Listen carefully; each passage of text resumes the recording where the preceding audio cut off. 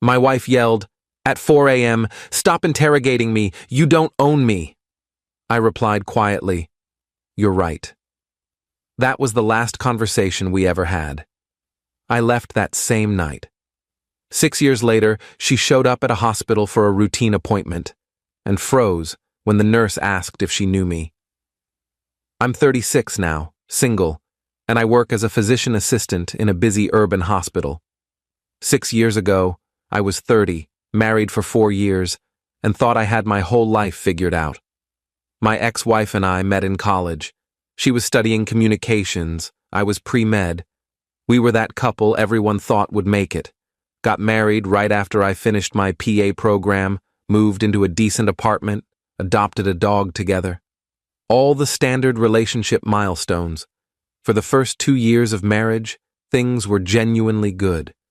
We had our arguments like any couple, but nothing serious. We talked about buying a house, maybe having kids in a few years. Then she got a promotion at her marketing firm. New responsibilities, new team, longer hours. I was supportive, encouraged her to take it. She deserved the recognition. But with the promotion came changes I didn't anticipate. She started going out more. After-work drinks with colleagues turned into late dinners, weekend team-building events, industry conferences that required overnight stays. At first, I didn't think much of it. Her career was taking off and I was proud of her. But around month 3 of the new position, I started noticing smaller things.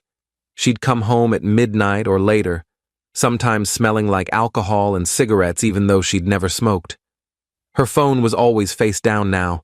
Password suddenly changed from the one we'd shared. She'd take calls in the other room, closing the door behind her. When I'd ask about her day, her answers got vaguer. Just work stuff. You wouldn't understand the project. It's complicated. I tried bringing it up gently. I feel like we never talk anymore. Like you're somewhere else even when you're here. She'd get defensive immediately. I'm working hard. Sorry if that's not enough for you. I'm not saying it's not enough. I'm saying I miss you, miss us. Maybe if you weren't so needy, we'd be fine. That word stung. Needy. For wanting to spend time with my wife, for wanting to know what was going on in her life. The pattern continued for months. I'd stay up waiting for her to come home. She'd stumble in after midnight, brush past me without a word, and lock herself in the bathroom for 20 minutes. Some nights, she wouldn't come home at all, texting me around 2 a.m. that she was crashing at a colleague's place because she'd had too much to drink. I wanted to believe her. I really did. But my gut kept screaming that something was wrong. About 8 months into her promotion, I couldn't take it anymore. It was a Friday night, almost 4 a.m., and she still wasn't home. She'd texted at 11 saying she'd be late. Then nothing for 5 hours. No response to my calls or messages. She finally walked in at 3:47 a.m. I was sitting in the living room, couldn't sleep, had been pacing for hours. "Where were you?" I asked, trying to keep my voice level. "Out with the team, I told you. You said you'd be late, not that you'd be gone all night." "It's not all night, it's barely 4. You couldn't text, couldn't call?" She dropped her purse on the counter, kicked off her heels. "My phone died." "You couldn't borrow someone's phone? You couldn't find a charger?" Oh my God, here we go with the interrogation. "I'm not interrogating you. I'm asking why my wife didn't come home or communicate for 5 hours." "Because I was having fun. Because I was actually enjoying myself for once instead of coming home to this." "To what? To your husband who's worried about you." She laughed, bitter and sharp. "Worried, right. You mean controlling. How is wanting to know if you're safe controlling? You always do this. You always make me feel guilty for having a life outside of you. You sit here waiting for me like some pathetic—" She stopped herself. "Like some pathetic what?" "Nothing. Forget it." "No, say it. You were going to call me something, so say it." "You're suffocating me," she yelled. "Every day it's, where are you? What are you doing? When are you coming home? I can't breathe. I ask you those things because you're never here anymore. Because you've changed completely, and won't talk to me about what's going on. Nothing is going on. I'm working. I'm building a career. I'm sorry if that's not exciting enough for you. Is there someone else? The question hung in the air. She went completely still. What did you just say? I asked if there's someone else. Are you seeing someone? Her face twisted into something between rage and disgust. Unbelievable. You're actually accusing me of cheating? I'm asking, there's a difference. No, you're accusing. You're standing here at 4 a.m. acting like you own me, like I owe you an explanation for every second of my day. Stop interrogating me. You don't own me. I felt something break inside me. Not dramatically, not with anger. Just a quiet snap, like a thread that had been stretched too thin for too long. You're right, I said quietly. I don't own you. I never wanted to. I just wanted a partner who cared enough to come home, or at least call. She stared at me, and for a second, I thought she might say something real, might actually talk to me like we used to talk. But then her expression hardened again. I'm going to bed. I have work in the morning. She walked past me toward the bedroom. I stood there in the living room as the sun started coming up outside, and I realized something. I was done. Not angry done, not revenge done. Just exhausted, empty done. I went to the bedroom while she was in the bathroom, packed a duffel bag with clothes, toiletries, my laptop, grabbed my work badge and keys, walked out while she was still behind the locked bathroom door. I didn't leave a note, didn't send a text, just left. Update 1, I crashed at a friend's place that first night, slept for maybe 2 hours. Woke up to 17 missed calls and about 30 texts from her. They followed a predictable pattern. First few, where did you go? Are you serious right now? You're being ridiculous. Middle batch, okay, you made your point. Come home so we can talk. I'm sorry I yelled, but you can't just leave like this. Final ones, fine, be that way, see if I care. I didn't respond to any of them. My friend, who I'd known since undergrad, made coffee and asked what happened. I gave him the short version. He'd met my wife a few times at gatherings, always said she seemed nice but distant. You think she's cheating? He asked. Yeah, I do. You want to know for sure? I thought about it. Did I? Would it change anything? I'd already left. Already decided I was done. Did I need confirmation to justify it? No, I said finally. It doesn't matter. Even if she's not, she's already gone. The person I married checked out months ago. I stayed with my friend for a week, then found a studio apartment closer to the hospital where I worked. Filed for divorce 2 weeks after I left. The papers were served to her at work, which I didn't intend but couldn't control. She called me immediately after being served. I actually answered that time. Are you kidding me right now? Her voice was shrill, panicked. You're divorcing me? Over one fight? Over months of you disappearing. Over you treating me like I'm the problem for caring.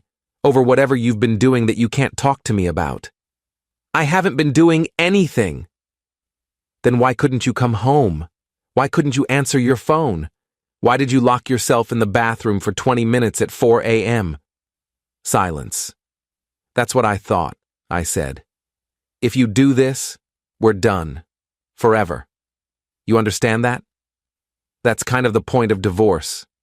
You'll regret this. When you're alone and you realize you threw away 4 years of marriage over your own insecurity, you'll regret it. Maybe, but I'll regret staying more. I hung up. She tried calling back multiple times. I blocked her number. The divorce was finalized 4 months later. She didn't contest it, didn't fight for anything. We split our minimal assets. She kept the apartment lease. I took the dog since she'd never really bonded with him anyway. Clean break, legally speaking. But emotionally, that took longer. Update 2. Over the next 2 years, I threw myself into work, picked up extra shifts, volunteered for the worst schedules, took on additional training. The hospital became my life. It was easier than dealing with the aftermath of a failed marriage, Easier than dating, easier than examining what I could have done differently. I heard through mutual friends that she'd moved on quickly. Started publicly dating someone from her office about 3 months after the divorce was final. They got engaged within a year. I felt nothing when I heard that. Not anger, not vindication, nothing. Just a distant sense of, yeah, that tracks. I dated sporadically. Nothing serious. First date conversations always eventually led to, so why did your marriage end? And I never had a good answer that didn't make me sound bitter or her sound terrible.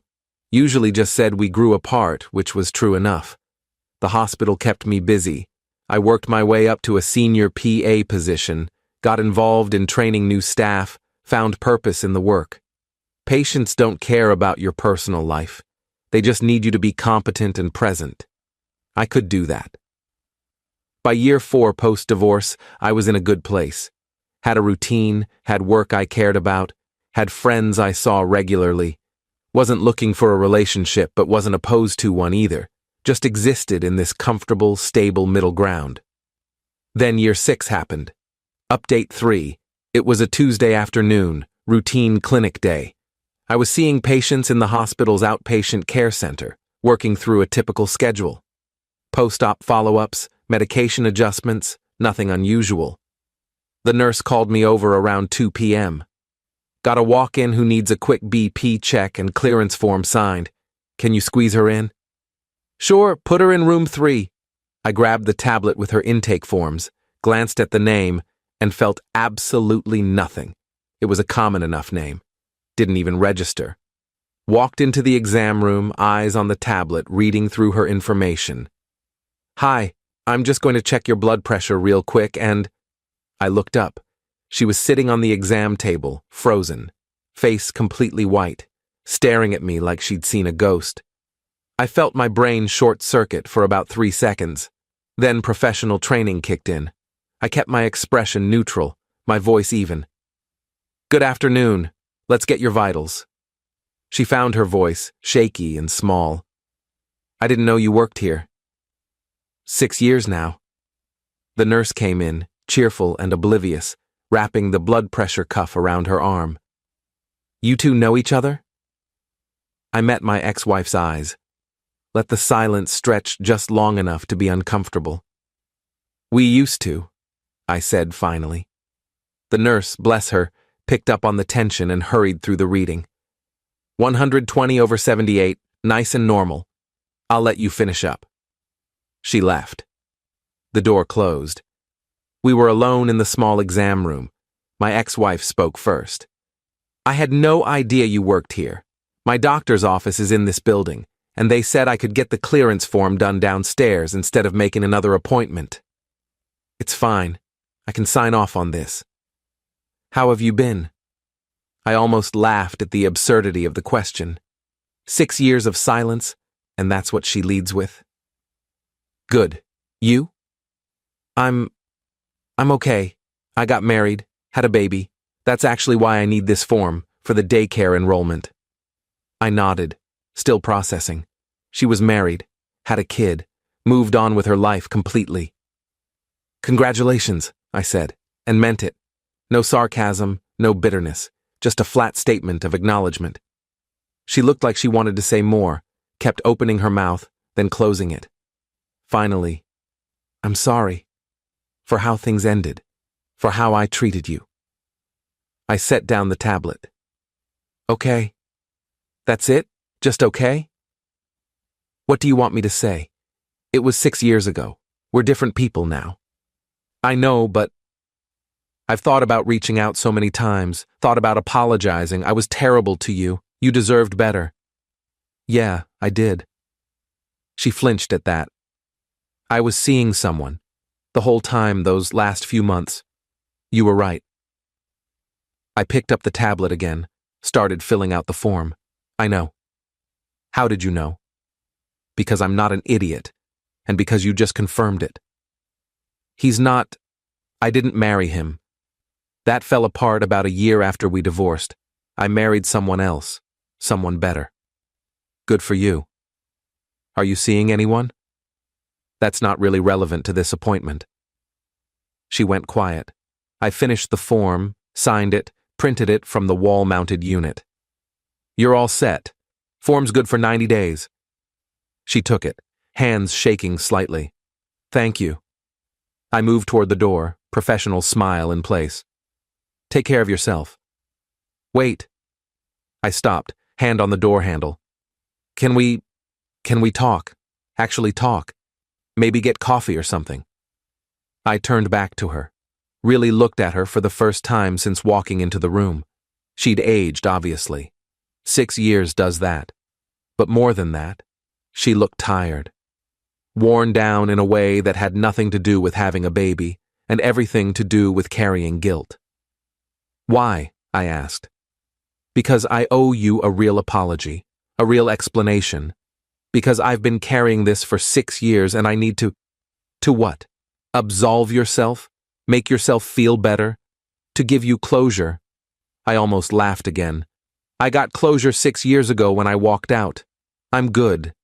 Please, just one conversation. 30 minutes. I should have said no. Should have walked out. Maintained the boundary.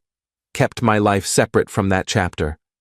But something in her desperation, or maybe my own curiosity, made me pause. Fine. One conversation. There's a cafe in the lobby. 20 minutes. That's all I can spare. Update 4. We sat in the hospital cafe, 2 strangers with a shared history. Coffee neither of us really wanted getting cold between us. She started talking before I could even settle into my chair. Like she'd been holding this in for years, and the dam had finally broken. His name was my boss, the one I was sleeping with. It started about 2 months into the promotion.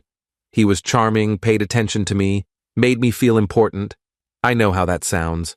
I know it's a cliché. But when you're working 70-hour weeks and your husband is asleep by the time you get home, when someone makes you feel seen. I made you feel seen, I said quietly. Until you stopped letting me. She nodded, tears starting. I know. I know you did. I pulled away from you because the guilt was eating me alive. Every time you asked where I was or when I'd be home, I felt like you could see right through me. So I got defensive, pushed you away, blamed you for caring. You made me feel crazy, like I was the problem. You were never the problem. I was. I was selfish and cowardly, and I destroyed the best thing I had because I was too weak to just be honest. I sipped my coffee, let her continue. That night, the 4 a.m. fight, I'd been with him. We'd had this big industry event, and afterward a group went to a hotel bar. Everyone else left around midnight. We stayed, went up to his room. I'd been lying to myself for months that it was just emotional, just friendship. But that night, I don't need the details. Right. Sorry. When I got home and you asked where I'd been, I panicked. Got angry instead of honest. And when you asked if there was someone else, I could have just said yes. Could have ended it there with some dignity. But I doubled down on the lie instead. Why are you telling me this now? She wiped her eyes. Because my therapist says I can't move forward until I face what I did. Because my husband knows about you but not the real story. Because I have a daughter now, and the thought of someone treating her the way I treated you makes me sick. Your husband doesn't know you cheated? He knows the marriage ended, doesn't know why. I told him we grew apart. I shook my head. You should tell him. He deserves to know who he married. That's not fair. I'm not that person anymore. Maybe not, but he should still know. What happens if he finds out some other way? If an old colleague mentions it? You think that'll go better? She looked down at her coffee. You're right. I know you're right. We sat in silence for a minute. I checked my watch. I need to get back. Thank you for listening. I know I don't deserve it. I stood up. I hope you have a good life. I hope you're better to him than you were to me. And I hope your daughter never has to learn these lessons the hard way. Do you hate me? I thought about it. Really considered the question. No, I did for a while. But mostly, I just feel nothing. You're a stranger who used to be important. That's it. I walked away, threw my untouched coffee in the trash, and went back to work. Saw 4 more patients that afternoon. Went home to my quiet apartment, fed my dog, made dinner, watched TV, went to bed. Normal, stable, uncomplicated. Final update. That was 8 months ago. Haven't seen or heard from her since. Don't expect to. The hospital's big enough that we'd have to try to run into each other again. I did some thinking after that conversation, talked to my own therapist about it, processed the whole thing, realized that as much as she'd hurt me 6 years ago, I'd genuinely moved on. Seeing her again didn't reopen old wounds, just reminded me why I'd left in the first place. I started dating someone seriously about 4 months ago. Met her through a friend, she's a teacher, has her own life and interests. We see each other twice a week, text daily, take things slow. She knows about the divorce, knows the basic story, doesn't push for details I'm not ready to share. Last week she asked if I'd ever consider getting married again. I told her honestly, maybe with the right person, but not for a long time. She said that was fair, that she felt the same way. No pressure, no rush, just 2 people figuring it out together. That's what it should have been the first time. 2 people figuring it out together. Not one person lying and the other person slowly losing their mind trying to hold it together. I heard through the same mutual friend network that my ex-wife did tell her current husband about the cheating. He apparently took it hard, they went to couples counseling, and they're working through it. I genuinely hope they make it. Hope she learned something from what she did to both of us. The dog is still with me, 13 now, gray around the muzzle, but happy. Best part of that marriage, honestly.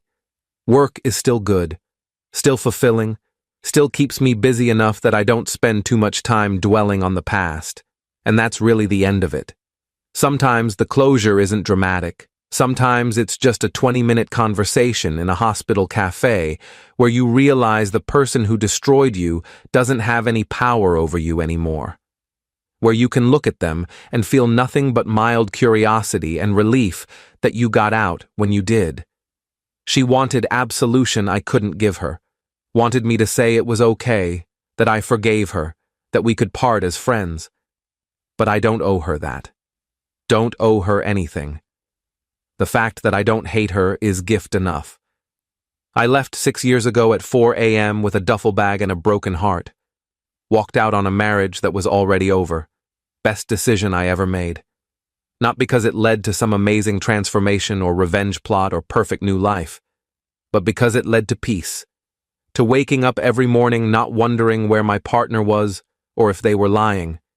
To building a life that's genuinely mine, not a carefully maintained performance for someone who stopped caring. That's the lesson, I guess. Sometimes you don't get dramatic closure. Sometimes you just get to walk away and build something better. And 6 years later, when the ghost of your past shows up in an exam room, you get to look at them and realize you're completely fine. That they're just another patient needing a form signed. That the person who once had the power to devastate you is now just someone you used to know, and that's enough.